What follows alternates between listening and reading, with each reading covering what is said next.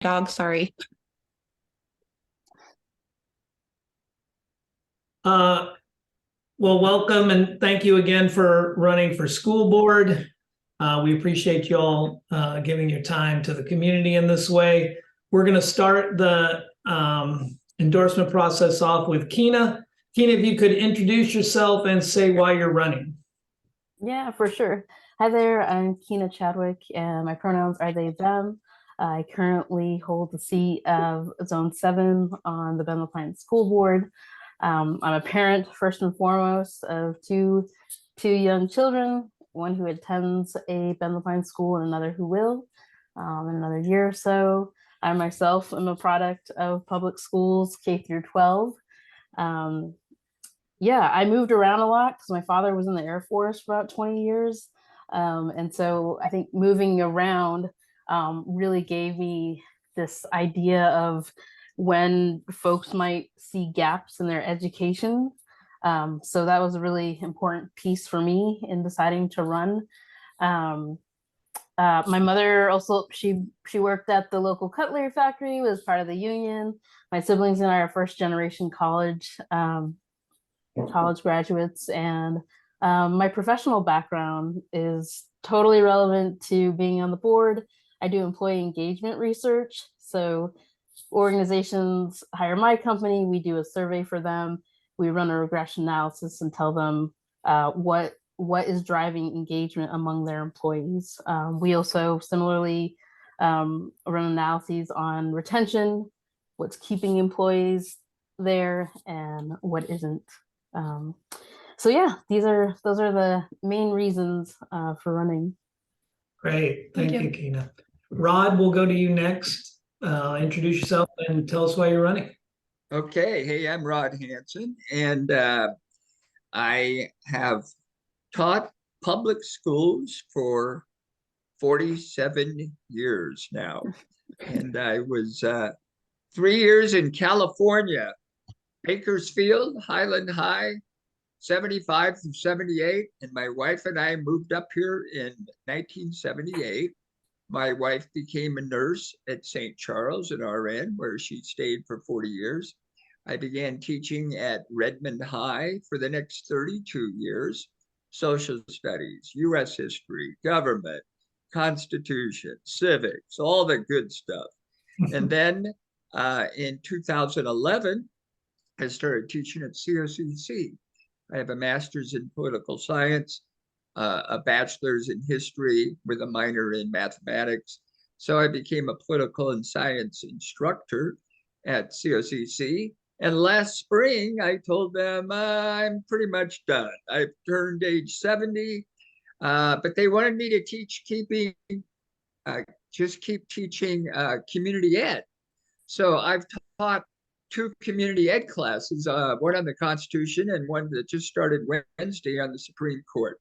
I've been a teacher all my life, public school. Only thing I love. I love working with youth, young adults. I'm now 70, pretty retired. I've always wanted to serve on the school board, to serve my community, to show my experience in teaching. I think it's a great advantage that I've lived in Bend since 1978. I know the Ben LaPlante School District. I've been here a long time, and I'm running. My 3 sons graduated from the public schools, 2 graduated from Mountain View, 1 from Summit, and I now have 2 grandchildren in Ben LaPlante Public Schools. I just want to serve. Thank you, Rod. Nicole, let's go to you next. Introduce yourself and say why you're running. All right. I'm Nicole Fitch. I am running. I was in education for 15 years. I received my Bachelor of Arts degree from Chapman University in Southern California in 2002. I went on to get my clear credential with CLAD, which the CLAD piece authorized me to work with English language learners. In 2013, I headed back to school to get my master's degree in educational leadership from Concordia. And during that time, I started off as an elementary teacher, always in the public school system. I was an elementary school teacher, primarily kinder and first grade. I was an instructional specialist where I had the opportunity to work with teachers and students, and I was an assistant principal. I'm running because I still have that passion in me. I am no longer in education, but I have two children within the Ben Lapine School District, and it's my way of still wanting to be involved in education, even though I'm not doing it anymore. So I'm definitely putting myself out there to help the community, help our students. I want to be an advocate for parents. I want to be an advocate for our students. And I also want to be an advocate for our teachers. We're seeing teachers leave a profession that I solely loved for 15 years, and they're leaving, and it's breaking my heart. So I really want to be the voice for them as well. So that's why I'm running. Great, thanks, Thank you. Nicole. Elizabeth, introduce yourself, say why you're running. Great, thanks. I'm Elizabeth Justema, and I too have raised two kids here in the Ben Lapine school system. In fact, I'm in Eugene right now at my senior daughter's track meet. So I have one in college and a senior, so that have also been through the K through 12 system. I am a teacher that left the classroom in June. I've taught 2,000 students over the last 10 years in the Ben Lapine system. I've lived in Bend for 23 years, and prior to teaching, I was in the business world, mostly high-tech marketing. And I also serve for the last 5 years as a tutor and a board member of the office group that works with underrepresented students, high school students in the Ben Lapine system. And I am running because I realize how important the school board is in setting policies that really affect the classroom and the school building, everything to do with school. I feel like there is a big disconnect between what the board is talking about and what it looks like in the classroom, particularly those that work with students, from the bus drivers when they drop them off all the way through the teachers. So I am hoping to bridge that gap and help bring a foots on the ground approach to the board. Great, thank you. Thanks so much. Let's see. We are going to start with Rod on this one. Rod, tell us what in your mind the role of a school board member is. Well, if you look at what the school board, the Ben Lapine School Board, says in their minutes, in their policies, they're supposed to establish the vision, adopt the policy, and then measure the results, and turn the superintendent and the teachers and all the staff loose to envision those. I see that as the main policy, but I also see as the bridge between the gap between the parents in the school board, students in the school board, students in the community. I'd like to get more parent involvement in the schools. I'd like to see more of a vision where of the school board member would make connections with the community, visit a lot of events, the voice of the school district for the parents, and meet them all. And really excited about that. And I just think it's time now for us to have a full-time experienced teacher on the board, still teaching. And I'm really excited about that, and a lot of support there. Thanks. We will go to Nicole next. Tell us what your impression of what the role of a school board member is. Well, I think with being part of the school board, it's working really closely with the superintendent. We know the superintendent takes care of all of the other pieces, which is the administrators, the teachers, and the students. So it's really having that connection with one another. It's also to help look at some of those policies that are being brought down, whether they're going to be rewritten, whether we're going to take those policies, what we're going to do with those policies. But I also believe a lot more than that, it's really actually listening to the community to see what things that they're feeling, things have changed that they want to bring. But that to me is the biggest piece to the school board, is really reaching out to parents. And like Rod said, it's really trying to get those parents to be more involved and to attend those board meetings, to get them there so they feel like they have a voice. I also believe the school board is visiting schools, seeing what's happening in the classrooms, visiting students, seeing how they're feeling. What kind of things do they want to see changed, or what are they needing? I feel like visiting those schools is asking teachers how are they feeling. What is it that we need to do as a district to really help bring us all together? Because in a school, it is a community and it is supposed to be a family and it is working one together. So I think that is kind of what the board is. It's a kind of how my district I worked with for 15 years. We were a very close district, a very large district. It was Orange County, California. And the board, we were a family. And as a teacher, I knew I could approach my board members and ask those questions and attend and feel like I was being heard.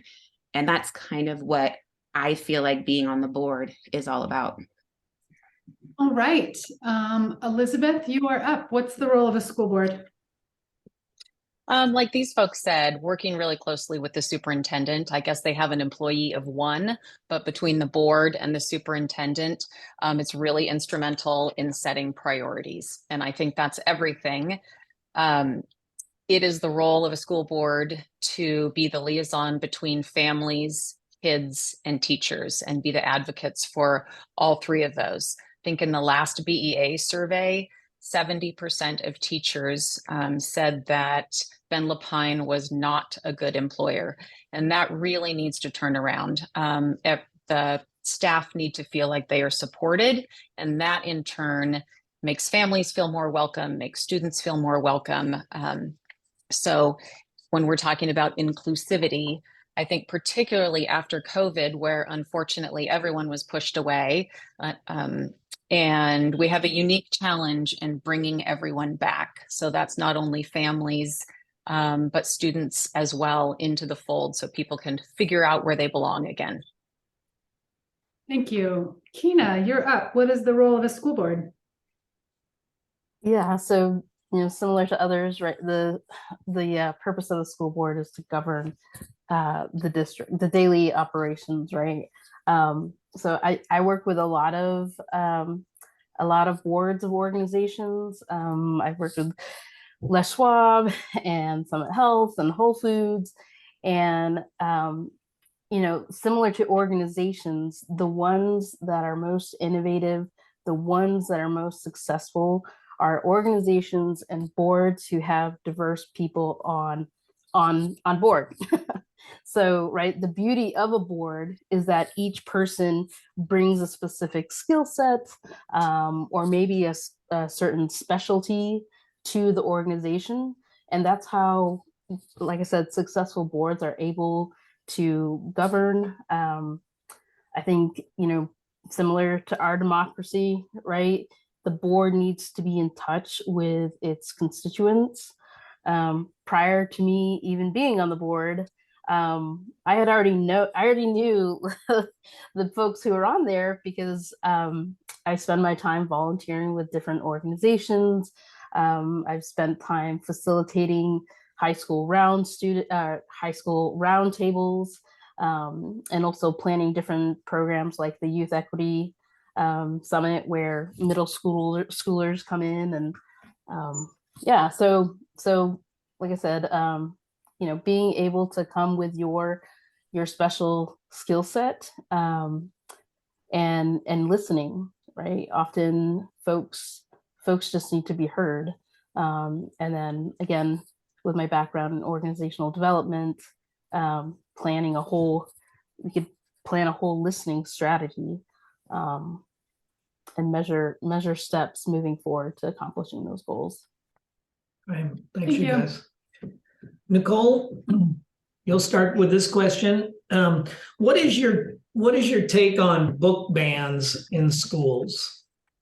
Ooh, that's a tough one. And I feel like I've looked at some of the book bans and I'm still trying to understand why some of our books are being banned, especially books that have been around for a long time, books that I read when I was in school.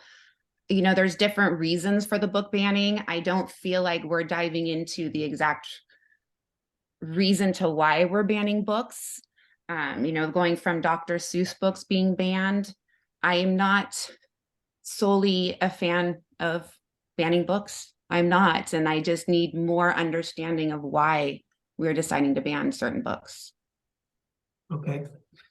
Elizabeth, what's your take on book bans in schools? I'm a hard no. I think there is no place to ban books at all. Our library staff take great care in selecting age appropriate books, but books are really a child's window into the world. It allows them to walk in different people's shoes. It allows them to explore worlds beyond their own that they don't really have access to. Book banning is censorship, and you have to decide who gets to be the censor. So who gets that voice? And they have certain beliefs, but there are beliefs on the other side of the spectrum as well. So I don't think there is any fair way to ban a book.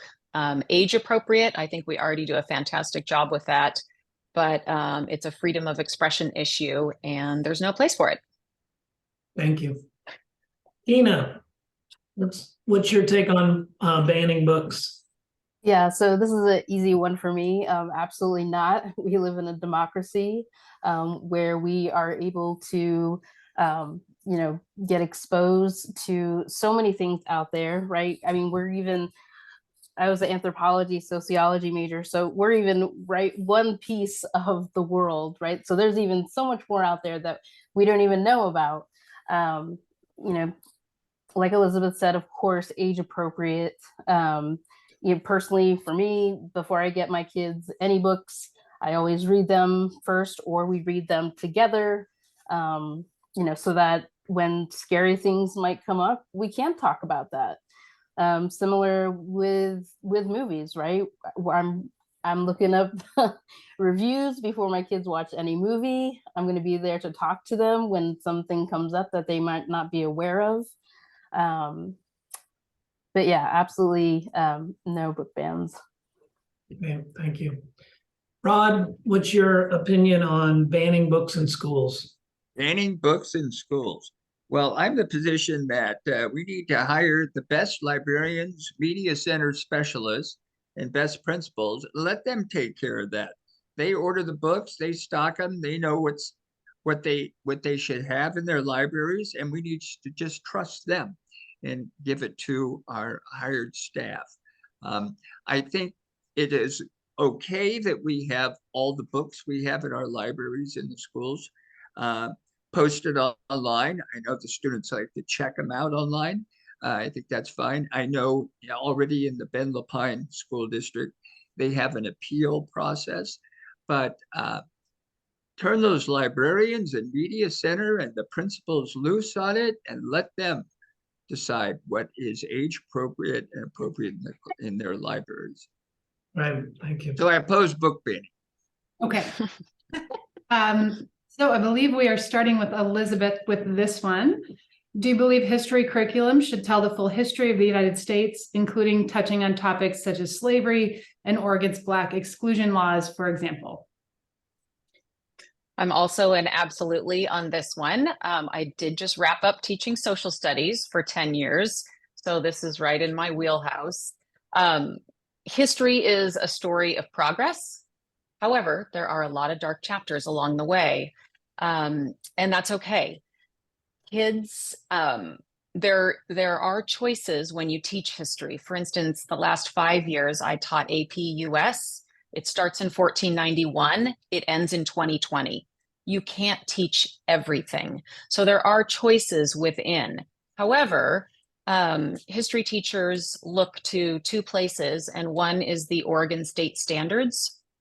And those provide guidelines on content. So those, for instance, tell us it's required that we teach the Holocaust. It's required that we teach about racial equity and diversity and the struggle for minorities. It's required that we teach about Japanese internment. So the Native American story, particularly as it relates to Central Oregon, all of that's in our state standards. So I think your question is sort of picking up on this national narrative where Virginia and Texas are sort of trying to cherry pick what they get to teach. And no, I'm absolutely not for that. I also don't think that's going on in the Ben Lapine school system right now. I'm pretty tied into social studies teachers. And so I don't think That might be a fear that the public has, and I really don't think there's much basis behind it. We're guided by state standards, and we understand that history is a bumpy road, but ultimately a story of progress, however difficult it might be along the way. Well, Certainly, of course, we understand what you're saying. And at the same time, since it is a national conversation, we think it's an important question to just get a read on the candidates who are running in these races. Absolutely. Hina, you're up next. Do you want me to repeat the question? Yeah, that'd be great. Thank you. Okay. Do you believe history curriculum should tell the full history of the United States, including touching on topics such as slavery and Oregon's Black exclusion laws, for example? Yes, I do. History is often told from the perspective of the conqueror, right? I recently had, well, I guess all of us recently had student teacher conferences. And, even before that, my daughter would come home and she'd tell me, hey, I'm learning about the Oregon Trail, yada, yada, yada. And I'm like, oh, okay. Are you also learning about, Indigenous people who were here before Lewis and Clark came over? And so, I mean, that is part of US history, right?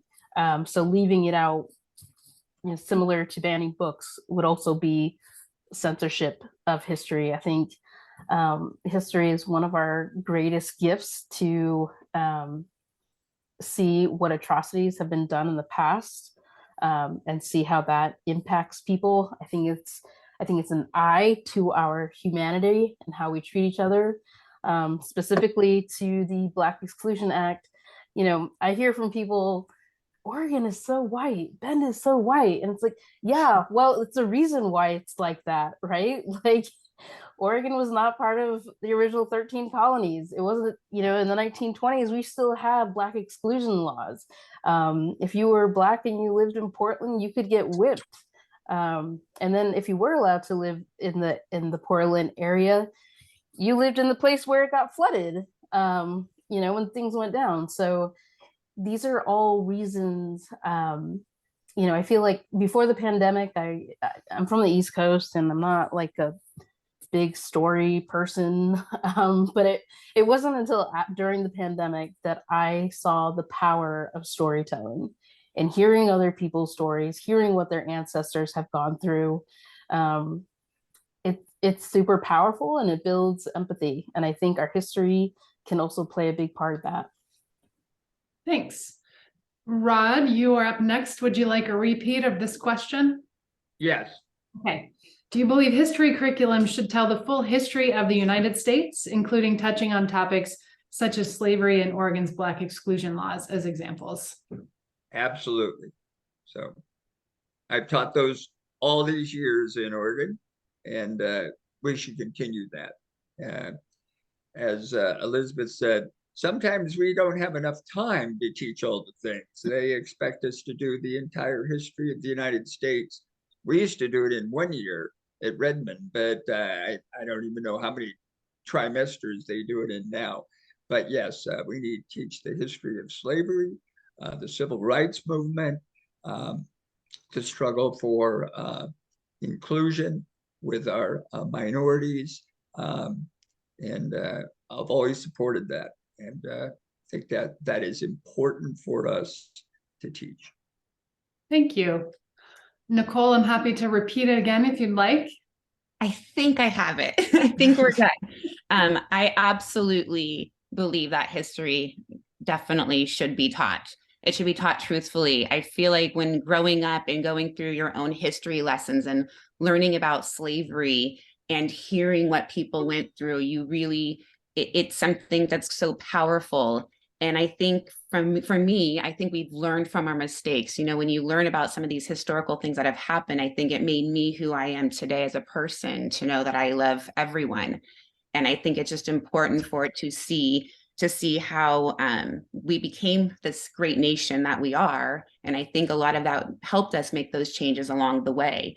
It's not perfect, but I think we're still changing as we look in history, but it definitely should be taught. It should be taught truthfully.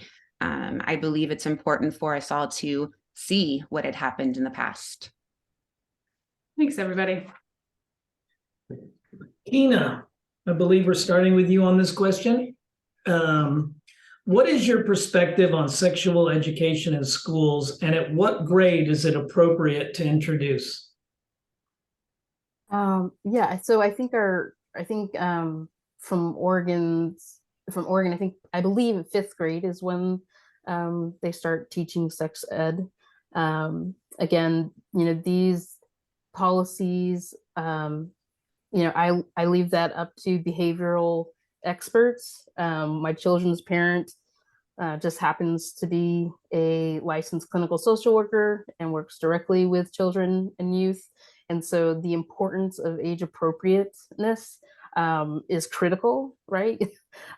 Personally, as someone who, I think I was like in the 2nd grade when I lived in Germany, and my parents thought it would be a good idea to go visit Auschwitz, and that has still scarred me till this day, to literally see what that looked like and to be in that place. So I would say age appropriateness for sure. And yeah, I leave that to the experts to decide when that is, what that is, and to ensure that it's inclusive of all identities. Thank you. Rod, would you like me to repeat the question? No, I think I got it. My wife, registered nurse, St. Charles, she years ago used to help with the 5th grade class when they would introduce sex education. And she was a woman nurse in there, and one of the teachers at Kenwood would have her in. And I think that's a good age to introduce sex education, 5th grade, and then continue on through junior high and high school. But I think the policy that the board's using right now is great. Okay. Nicole, do you need a repeat? Yeah, I don't. I think I've got it. So we're talking about sexual education. I've got it. I have to agree with Kina and Rod on this one as well. 5th grade is definitely the age. And I think why I feel it's age appropriate is, as children are changing and their bodies are changing, it's around the 5th grade that hormonally, that's when whether girls or boys are going through those things. And so to start to have those topics to allow children to hear everything is normal happening to them, and to be able, 5th grade is basically the right age for that. Having 2 older children and 2 children in middle school, and having them all have gone through that, it brought some great conversations home in 5th grade. And I felt like they were at an age where they felt comfortable talking about some of these things that they had learned from the nurse who came in and explained some things. So 5th grade just seems like a great age for that, for them to be mentally ready to handle it as they're listening to their own bodies and seeing those changes, but being able to go home and have those conversations with their parents or whoever their caregivers are. Thanks, Nicole. Elizabeth, repeat? Nope. I just read an article about this, and the statistic that jumps out in my mind that nobody wants me to say out loud is that 73% of teenagers are exposed to pornography in the US. The average age of exposure is age 12. And so I would much rather, and we know that that is extremely detrimental to developing brains. There is no place for a child to put that or process that appropriately. I would much rather have qualified teachers, nurses, health instructors be giving quality information to our kids. So we're working, it's an uphill battle, I think, at this point, because as soon as a child has a device in their hands, we can't always control where they go. So yeah, and I also think sex ed can be a great place for inclusion, and for people to, think about different perspectives other than their own. There's always the option for parents to opt out should they need to or wish to. Great. Okay, let's see. I think we're starting with Rod on this one. Knowing that the boards are responsible for, supervising the superintendent. If you were hiring a new superintendent today, what would you look for? That's a great question. I just met with the superintendent 2 weeks ago and had a great conversation. I would look for a superintendent who was a teacher for a while and then moved up to maybe a vice principal, a principal. His ultimate goal wasn't to be a superintendent, but eventually discovered that that might be the best way to serve the community. I would look at an experienced teacher, principal, and then superintendent. I think Dr. Cook is great if you talk to him about his experiences and the backgrounds. One who will has good supervisor skills with his staff and communication with the public, getting parents involved. And if I was interviewing him, I'd ask him all those questions on his or her past, and what they can do to get parents involved with the district more and fulfill the vision of the school board. Thank you. Moving on to Nicole. Repeat. I think I get it. Kind of what I'd be looking for in a superintendent for hiring. It would be definitely the background experience. I would probably want to look a little closer and get some feedback from people they've worked for, schools they've worked for, read those letter of recs. But one of the things that when we were looking for a new superintendent in my past district, yes, you had your board choose some of those superintendent candidates by interviewing them. But then the board decided to allow teachers and parents and some of the staff members to come in and actually get to meet the candidates and ask those questions. So to me, it meant a lot more than just the board choosing the superintendent and who they thought was highly qualified and had the background experience, but really going out there and letting the community, parents and teachers and staff be part of that choosing. So it was not just the board, but listening to letting everybody, all the stakeholders be part of choosing that superintendent.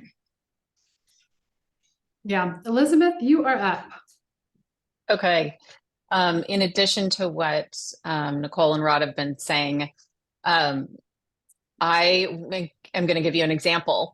Dr. Cook sent out a letter on Tuesday that said hate speech is on the rise in the Ben Lapine School District, gave some examples and asked parents to please speak with their children about this.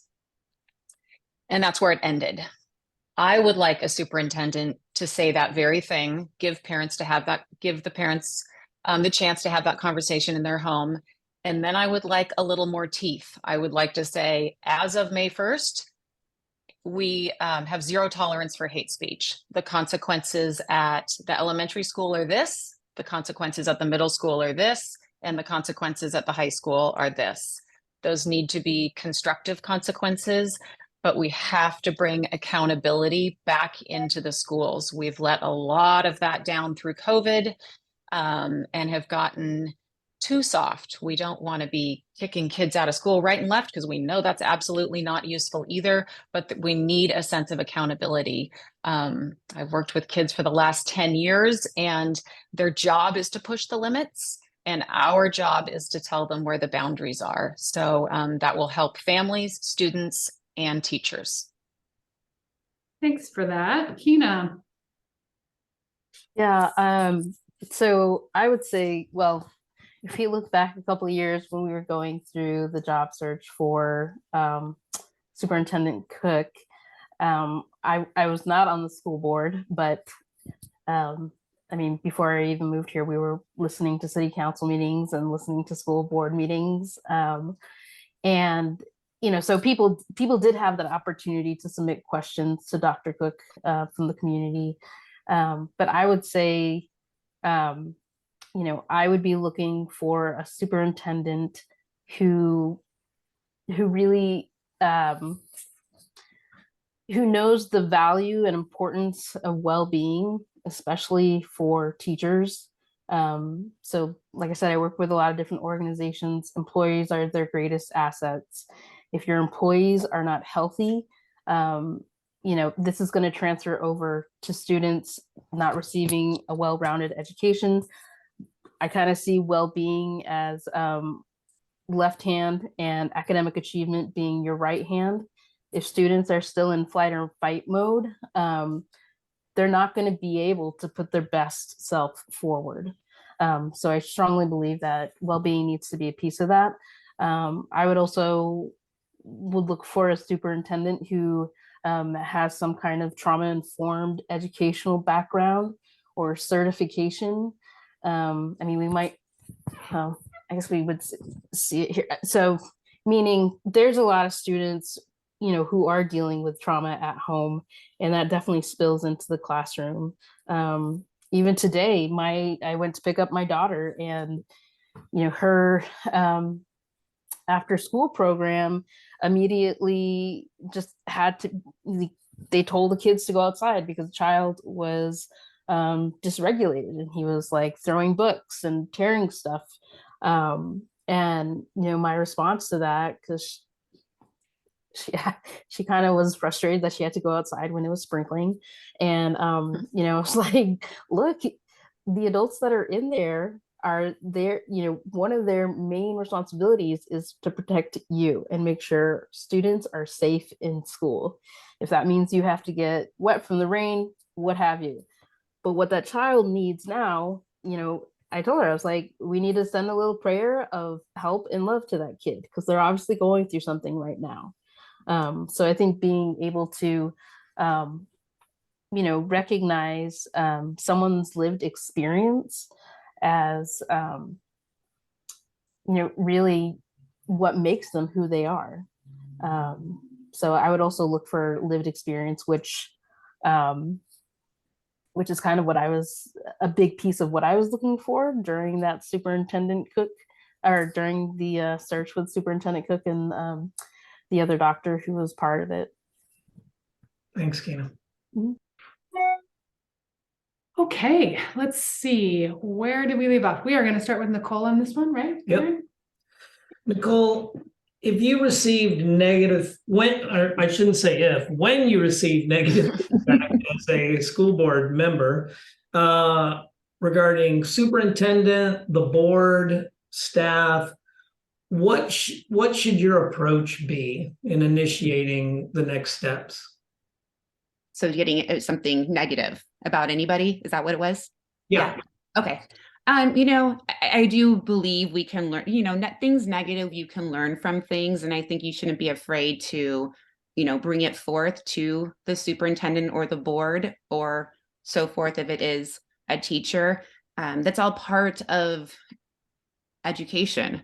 I mean, there's times when I was a teacher and, you know, I had a parent not happy with me for something maybe I taught or I said, and we had those conversations, and you can work through some of those conflicts. So getting something negative is not necessarily a bad thing. It's something, if you're going to be on a board and you're going to work with a superintendent, you're going to be part of that school, you have to feel okay to be able to talk about all of those things that might come your way. So for me, if I receive it, I have no problem talking it through. I think we need to come together as a team to resolve the issues, because I think there is going to be some negative things that will come my way as a board member. But as that board member, to feel comfortable to talk with my other board members, my superintendent, or whoever I need to report the negativity to. Great. Elizabeth, do you need me to repeat the question? I don't think so. I think this is really a process question. You know, if I go back to my age-old business world, there just has to be systems in place that are agreed upon by all. Of course, negative feedback is going to happen. I think everybody learned a lot during COVID, and that was particularly rough, especially for the board members and the superintendent. But there just has to be a safe process loop. We can't shut out the community and the voices we might not want to hear. We do absolutely need everyone's voice, especially to bring them back into the school system, which is still sort of happening. So I think everyone in this job, Dr. Cook included, is a professional and is used to positive and negative feedback. And I don't see that as being a huge issue. Thanks. Ina, your process for negative feedback? Yeah, so like I said, my background is in organizational development, and what that means is that, I look at existing processes and I speak with employees who are involved in those processes and understand where there's a stopgap, where there's a lag, and we create a process together that works for everyone, and it needs to be easy. So, as the governing body of the school district, the school board and their processes are highly organized. So depending on what topic that negative comment may come from, the first point of contact may be to speak with a child's teacher, right? Depending on what it is.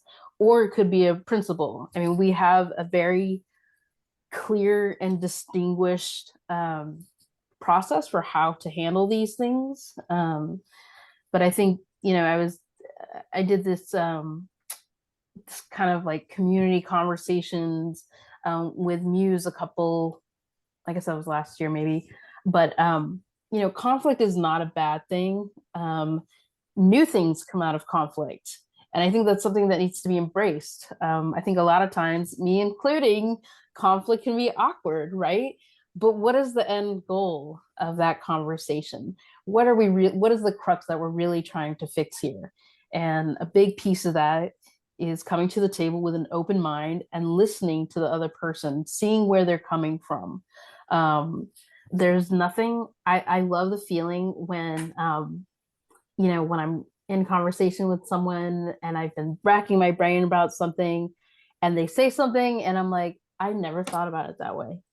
Like, I think that's one of the most amazing feelings, and it's a true sign of growth. But yeah. Rod, Can I just add one thing? Sorry. Sure. I just wanted to say that, like, if there is a conflict, I think it's important to establish common agreements between the parties involved in having this conversation. Because otherwise, if you don't have that, I feel like you might not be having a productive conversation. So just wanted to add that. Thank you. Rod, Would you repeat the question? You bet. If you receive negative feedback, what would be your approach as a school board member? If I personally receive negative You would feedback be or the superintendent? Negative feedback about the superintendent, a student, it could be any number of things. Okay. Well, I would immediately respond to the person giving me the feedback and the complaint. But as Elizabeth said, I think that's a process question in many ways. And I taught political philosophy at COCC for 12 years. And we always taught, one of the philosophers we went through was St. Thomas Aquinas, and he teaches the ideas of subsidiarity. Take care of the problem at the lowest common denominator. So I would encourage the person, did you talk with the teacher? Did you then move to the principal? Then did you talk to the superintendent? And go up there in that order. And then I would talk to the superintendent, but I would expect them to go through that process. I'd respond to them. I would also encourage them not to do that at a school board public meeting with a gripe session in the open. Take care of that personally. I'll work on it for you. But did you go through the process of starting at the smallest denominator and going up? Rod, I was just going to say that too. And I was going back to my assistant principal days. And when we would get the complaint coming into the office about, let's just say, a teacher, something that had happened, it was always, have you had the conversation with the teacher first? So I was just kind of going back to that and saying, well, let's start with the conversation with the teacher. I can help you. And then it comes to me. And then if it gets something more serious where we have to get the superintendent and so forth involved. But I did agree with you, and it kind of brought me back to my administrative days with going through that process. And none of you said you would take your cell phones out and just start hitting social media and start filming it. Thank you for that. Okay, let's see. This is where we start getting lost about who's. I think it's me. I have no idea. We want to know, how can you as a school board member best support the work of teachers and support staff? Who is it? Me, indeed. Sorry. Sorry. I have no idea. Sorry about that. Yes. Me. Yes. Yes. I So don't try, so. sorry.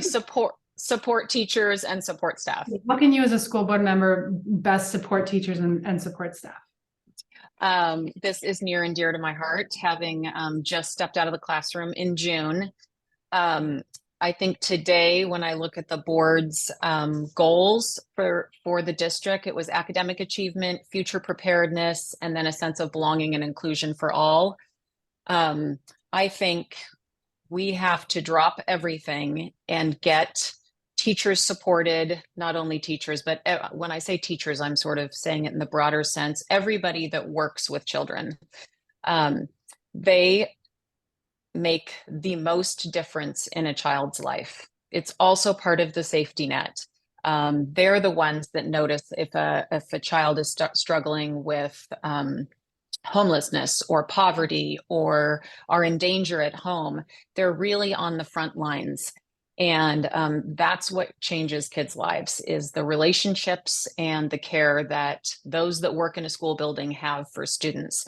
So I think we need to flip the entire narrative and do everything we can to support staff. On the Youth Truth Survey that was published just recently, they said that 53% of staff do not feel respected by students in the classroom. We have an absolute crisis of behavior, dysregulated students. I think there's a lot of reasons for that.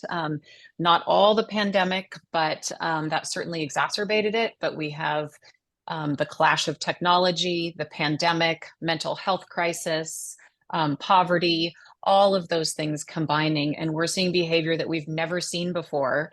And then we've combined that with a restorative justice discipline approach. And, discipline sort of swings in different trends. But this means that a year ago, when I was verbally assaulted by a student in class, he was right up in my face, screaming profanities. I kicked him out of the class. I was shaking, quite honestly, because I have, in 10 years, have really never had that happen. I was sort of shaking. I was about to run across the hall to get another colleague. Other students in my class stood up and wanted to know if they needed to defend me. Anyway, we got him down to the vice principal's office, and he the next day was in my class, zero consequences, just had to say he was sorry. So what that did to the rest of the students in class, they are staring at me with their mouths open like, he's back? So there just hasn't been a focus on behavior. At the elementary level, we need to start teaching, or go back to teaching social norms and behavioral norms and get those established. For some reason, that's not happening at the home, and that needs to be taught and carried all the way through with appropriate consequences. I'm not saying overly punitive, but it's okay for kids to struggle and overcome issues. People that work with kids know that kids' lives are filled with mistakes. And I think we are probably the least judgmental people alive, because we know that there are lots of different ways to make it through childhood. There isn't one way, but one thing that is a common thread is they need accountability. Teens, or all students, need to know where their boundaries are. So if we can do that, we can get kids back in the school building. We can fix attendance, because that is one of our most dire problems. If kids are in the school building, they can form relationships, we can give them the services they need and be successful. So regulating behavior, fixing attendance would be two of the tangible ways that we could support teachers and everyone that works with kids. Thanks, Elizabeth. Thank you. Kina, we are up with you for this one. How can you as a school board member best support the work of teachers and support staff?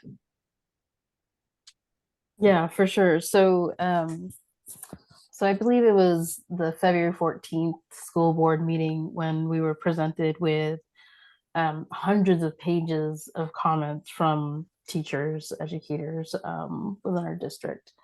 And I don't think I've ever think I've ever had an experience or a reaction to something so strongly as reading those hundreds of pages of comments from our teachers. Before the pandemic, you know, teachers are superheroes. I prayed that the pandemic was going to be this like eye opener of truly seeing how much the teachers do. And it hasn't been. And you know, the school board is reevaluating our goals and honing in on support for teachers. So as a result of you know, feedback that we did receive from educators, we'd formed a task force, which is made up, I believe, about 30 people from different parts of the school district. Again, to reevaluate our goals. You know, I cannot be a greater advocate for wellness, especially for these teachers. Students who had a hard time before the pandemic are having an even harder time now. And it's also impacting students who did well before the pandemic, right? Because now we're getting a lot of educational disruption. And teachers, I mean, teachers can't do it all. So I would like to see what I had this idea of having like a wellness team in each of our schools. One idea that I had thought of was if you have an influx of volunteers at one school, why can't we create a district-wide volunteer bank? If you know a school, maybe on the south side, you know, might not have a lot of volunteers, but some other school does. Why not ask parents if they can volunteer at another school where they might not have as many volunteers? I don't think it's not just up to the teachers, it's up to the community. It's up to different organizations. I mean, we're already seeing some of that, right? With different organizations coming into the schools to provide mental health counseling. You know, one thing that I also hear about, you know, is working closely with restorative justice and equity. I hear things like, you know, it's not working because it's not being done correctly. So I don't think, you know, similar to any other program or plan, you can't just roll it out. You need to roll it out and you need to follow up and see, you know, how is it working? How is it not working? And addressing those. So, you know, like I said, you can't just roll out an initiative without measuring how well it's doing or not doing. Rod, do you need a repeat of the question? No, I think I'm pretty good on that. So one of the interesting things you have here, you've got 3 teachers talking about it from the past, and then Kina, and we've all had our experiences. I'm very concerned that the lack of discipline and the disorder in the schools. Superintendent Cook told me 2 weeks ago, that's the #1 issue right now, losing discipline, keeping kids in class, and disruptions in class. We need to give our teachers and certified staff and classified staff back the power to remove students from school, send them to the office, and we need to give them all the support we can. We need to have restorative order in the schools. And I'm a big supporter of the teachers, obviously. I think we could also support them with smaller class sizes, more teacher aides. I was Redmond Education Association president. I 3 times negotiated for the Teachers Association, REA, with the school board for bargaining collectively contracts. I'm a big supporter of more money for the teachers and the classified staff and the certified staff, smaller class sizes, and maintain and give them back the order they need in the classroom. Thanks, Rod. Nicole, you're up next. Okay, can you repeat the question? I know it's been going around just to make sure I'm answering it correctly. Yeah. How can you as a school board member best support the work of teachers and support staff? This is speaking my language because this is what I did as an instructional specialist for many years. I was placed at a school site, and what I was there for was to solely support teachers and other staff members. So my job was when they needed help, whether it was with classroom management, whether it was demoing a lesson, whatever it is that they needed from me, I would actually be there for them. So I would usually, the beginning of the year, put out a little survey on things that they wanted from me. You know, how can I help you this year as we move forward? So we really had a lot of those close conversations. I worked alongside with the district office. So there was 8 of us instructional specialists out there in the district, and we would come together and we would see where a lot of our struggling was happening with our teachers and come up with plans for good professional developments, whether it was us giving those professional developments or bringing in outside people to help address some of the issues that we were having within our schools. So for me, this was the position I loved because the teachers needed support and I wanted to be there for every single moment. We took the time to listen to them. We took the time going to the district, asking the district what we needed from them, asking the board members, what can we do to help support our teachers? And we came together, but it took all of us to really, there wasn't just one person wandering around the school. It took all of us to really be there at a school site, listening to those teachers, getting that information, now taking it back to the district and saying, okay, how can we support our teachers? Because they're struggling, the behavior. And talking about behavior as an instructional specialist, I would get that call to go over to a classroom and yes, have to evacuate a kindergarten classroom because there was a child with something in their hand that can harm others. Listening to the February 14th school board meeting when the teachers were standing up and talking about some of those things, it actually broke my heart because it brought me back to some of those situations that I encountered. We need to be listening to the teachers. We need to give them the support they need. They're not feeling supported. They're not being heard. For teachers to have the courage to go to the school board and tell their story and ask for help, they're crying. And as a school board, it needs to be listened to. And as the school board, I didn't feel, that, I just wasn't sure if it was really heard how they're struggling, but they need to listen. And I think it does. Everybody needs to come together. You need to bring the teachers together. What can we do to support you? Because they're not feeling supported. So it takes a lot. And we do have to go back to the basics of behavior in the classroom. Let's freeze for a moment, stop all this other stuff, and let's go back to teaching how we act. And that sounds silly. That's something I did in my kindergarten classroom at the beginning of every year. This is how we are a student. And I feel like we kind of have to go back there. We kind of opened the doors from COVID. Kids are excited to be back in school. I think everyone's excited that parents are excited the kids are back in school, but they were kind of just thrown into it all and really didn't really have what it takes to be a student again. They need to be retaught some of these behaviors. So it does take a lot. And I think we just need to be listening to those teachers. Okay, thanks, Nicole. The only thing I want to add really quick is that teachers had been saying that for almost 2 years to deaf ears. So it finally clicked in that February board meeting, but that was a source of frustration. And I think Elizabeth, and I think we can, just because we were both in education, it was a lot of it too with mainstreaming, in school. A lot of teachers weren't feeling like they were prepared for dealing with some special ed students. And I don't feel like we trained our teachers to be able to deal with some of these issues too. I think we just, as this is a nation, we just kind of moved very quickly. So we really need to be listening to our teachers and adding more of that support. So yes, it has been going on, I agree, for a few years. May I add to that too? Yeah, go ahead, Rod.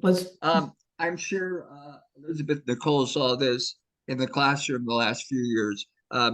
After COVID, I was teaching at COCC, and when COVID hit, and we were a year and a half without we were doing the Zoom meetings, which not my idea of teaching, but I don't think it worked anyone. okay. But I was so happy when in the fall they got to come back in, and man, the young students, the 17, 18-year-olds, still taking government from me for high school credit. 19, the idea of working hard in a class, you're actually going to have us give us lessons that have to be homework that has to be handed in on time, work ethic, discipline ethic. It just went out the door. And we need to get that back. And a lot of it was from COVID. And you see that in my first grade. My daughter-in-law is the first grade teacher in Walla Walla, and she's saying the same thing. Kids are coming in now. It's like they haven't been in a group setting. They don't even know what's going on in discipline anymore. So I'm gonna move on at this point. We've got one more question for you guys, and then we will, after the question, turn it back to you with a final roundup. If we could try to hold your responses to about 2 minutes on this one, okay? Kina, you're going to be first up for this. What is your take on the most effective means of protecting student and staff safety in school buildings? Yeah, so the number one thing is communication. So I think communication, whenever anything goes down, is the reason why. So, you've got folks, whether you have SROs at, at schools, there needs to be a chain of command, right? There needs to be, and I will say that, from the recent incident at Ben High, I think there's an editorial in the bulletin about it. Everyone who's involved needs to be on the same page. What I would like to see is, what was the plan during that incident, and how is the plan going to change after that incident? Because there clearly was a breakdown of communication. Yeah, I think I'll end it there because it's still ongoing. Rod, would you like me to repeat the question? no, I think I got it. Boy, what a great question. Hey, I'm at the point now where, I saw this at Redmond High for years. We actually had a police officer full-time at our school, and for Craig Emerson, and he was there like 20 years. It is time, I believe, for us to have at each of our public schools in the Ben Lapine School District a full-time armed security officer. Now, I know that's going to cost money. It'd be cool if they could be part of the Ben Police, but I'm a firm believer in that now. Second, I think we need to have a much more better security system. I don't know if we need to go through scanners or armed security, but we need to step it up. And the number one is protection of our students at the school and our kids at the school. And if we need to spend more money to do that, that should be our number one priority. Yeah, thank you, Rod. Nicole? All right. Oh, I think I got the question. I think we're good. So having been through multiple lockdowns over my teaching career from the areas I worked in Southern California, real lockdowns, it's training. I think, the practice drills that we need to do within our schools with our students, those lockdown drills are extremely important to practice them. And I think from over the years, all of the different school incidences and shootings that have happened, we've come together. We came together as a district and really talked about things that we needed to do to be safer. So we added on those drills. But one thing I wish we had done and we never did was actually put teachers through a real kind of drill. And I say that not to scare teachers, but we're in this profession, and I take this with meaning. When Sandy Hook happened, I remember going back to my first and second graders that going back to school. We did our practice lockdown after that, and I just remember with my students going down by the window and sheltering down. And I thought to myself, I'm in this profession to protect my students, and I would take the bullet for them. And so I do think it's important for our teachers to go through what it would feel like to have a real lockdown drill. And it sounds scary, but it's just something that I've really felt wholeheartedly. I agree with Rod. I think we need more SROs at our schools. I think having at least one to each school would be fantastic. I know other districts in Oregon have that. I know everything costs money, but to keep our students and our teachers and our staff and everyone safe, I do believe we need more SROs. So really more drills for everyone, teachers, and more SROs for the safety. Elizabeth. Well, we do drills. We do 2 to 3 per year. But to answer your question more directly, unfortunately, school safety, I think, is like the Swiss cheese approach. We have to layer a whole bunch of different solutions on top of each other. Each one has its faults, but hopefully all together, they will make our kids as safe as possible. There's making a building secure, which are the physical things we can do that the district has been working towards over the last few years: secure entrances, closing off, outside exits, fencing in the properties. So there's the physical things. I think next year they're getting doors that lock from the inside. And then there's the social emotional end of it.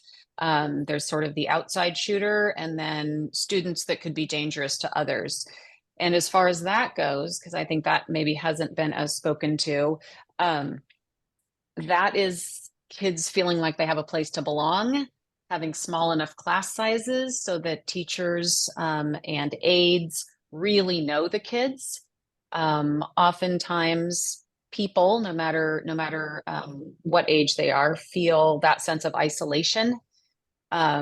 School shooters often tell someone of their plans, and that someone doesn't report it.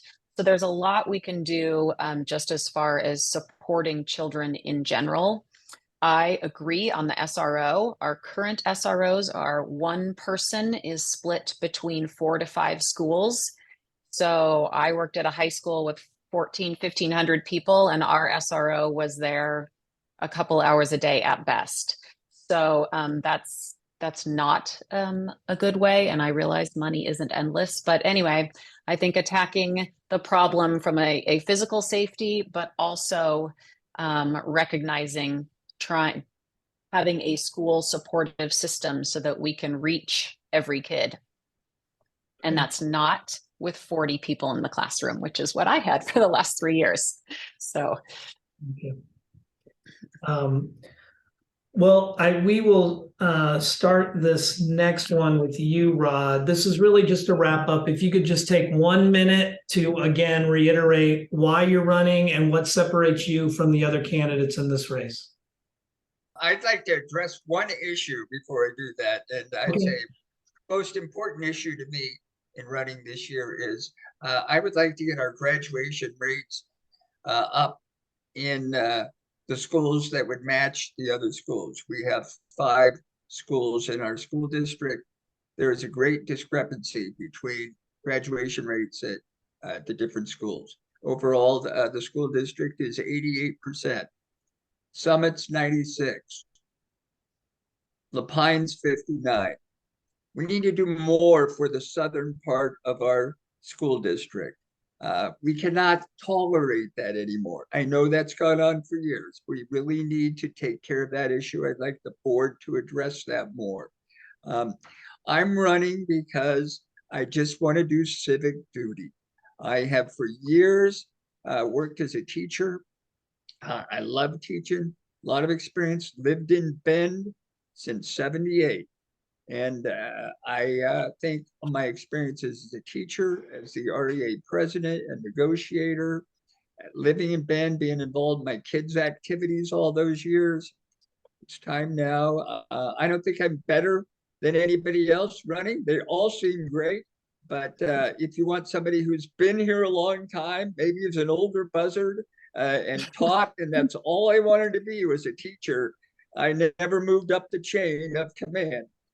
I'm the person. Thanks, Rod. Nicole, we'll go to you next. You're not an old buzzer, Rod. You're great. Why I'm running, it was my years in education. You go into the profession because you want to make a difference. And that's why I did it. Obviously, it's not the money, it's not the pay, but it's all about the kids. And it's still in me. And that's why I want to be part of the school board. But what makes me different is I think my extensive educational background.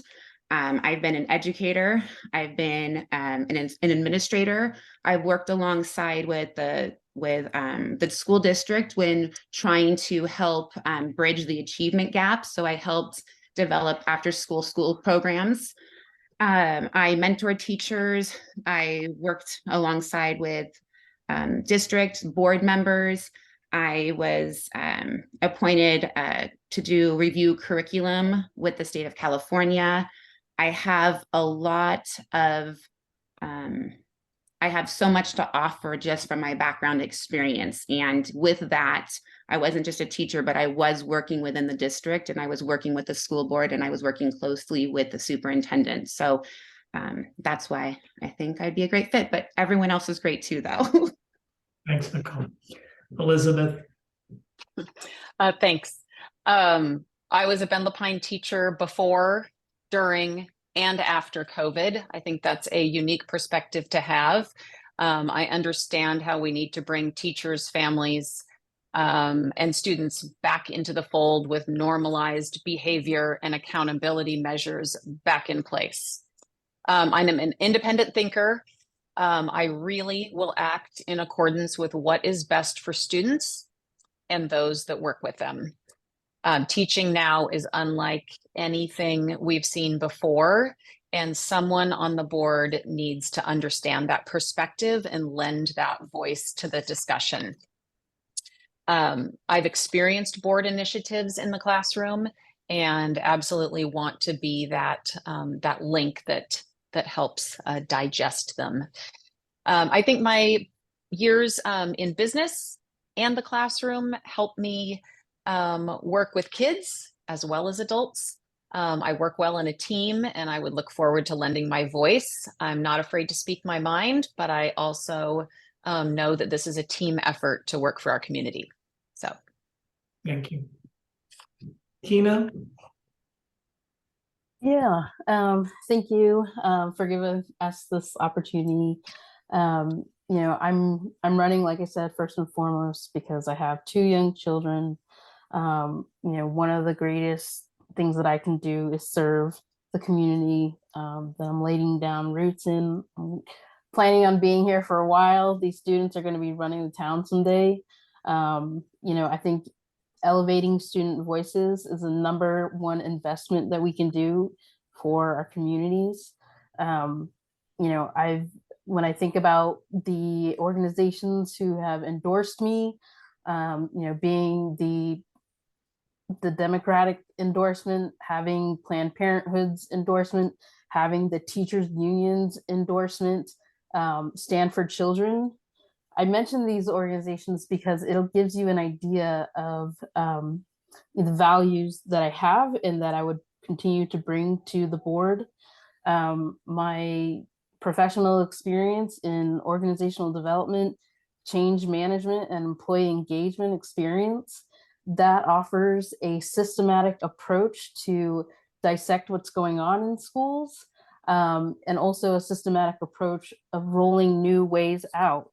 And not just doing it, haphazardly, doing it in you know, in milestones, and really ensuring if this isn't working, then maybe we need to revisit it. But it's not just rolling something out and just letting it kind of fizzle. It's literally, you know, I work with surveys and data every day.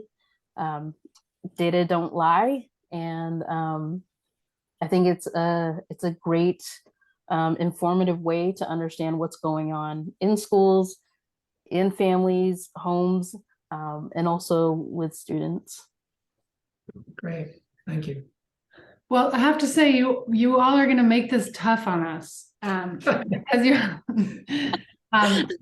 such a interesting group, and everyone's just offered some really great input. So we just want to thank you for taking part in this process and running and elevating the conversation and having so many people in this race. Voters are going to have a lot of choices. So, but we just appreciate one of you running.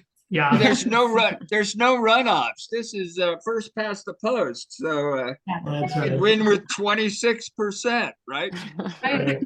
Yep. Well, hey, thanks for spending this time on a 4 o'clock on Friday. It went longer than we expected, but we really wanted to give you guys a chance to express yourselves, and you did a great job. So thank you all again for running. Thanks. You Have a and good everyone weekend. enjoy your Friday nights. Yeah, thank you. I don't even know who I'm going to vote for anymore.